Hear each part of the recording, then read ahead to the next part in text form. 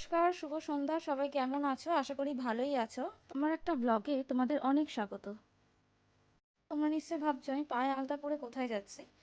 কোথায় না, মন্দিরে যাচ্ছি, তাই আলতা পরেছিলাম। আজকে ফলহারিণী কালী পুজো। এই পুজোয় মাকে নিজের মনস্কামনা জানিয়ে একটি পছন্দের ফল নিবেদন করা হয়। আর ওই ফলটি নিজের মনস্কামনা পূর্ণ না হওয়া অবধি খাওয়া যাবে না।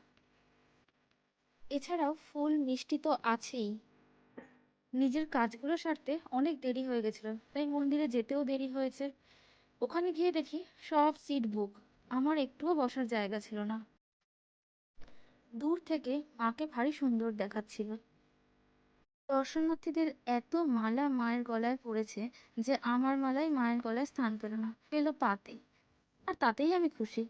অগত্যাই সিদ্ধান্ত নিলাম ধূপ দ্বীপ দেখিয়ে বাড়ির পথেই রওনা দিই, সেটাই ভালো হবে। কারণ আজকে বড্ড দেরি হয়ে গেছিল। আর হ্যাঁ, আমি যেইটুকু জানি তাই তোমাদের কাছে শেয়ার করলাম। তোমরা যদি এই ফলহারিণী কালী পুজো সম্বন্ধে আরো কিছু জেনে থাকো, আমাকে কমেন্টের মাধ্যমে জানিও, ভালো লাগবে। আর হ্যাঁ, ভিডিওটি ভালো লাগলে অবশ্যই লাইক আর সাবস্ক্রাইব করে দিও। মা যেন সবার মঙ্গল করে, এই কামনাই করি। শুভরাত্রি। আর পরের ভিডিওর জন্য একটু অপেক্ষা করো। দেখো, আমি বাড়িও ফিরে এলাম।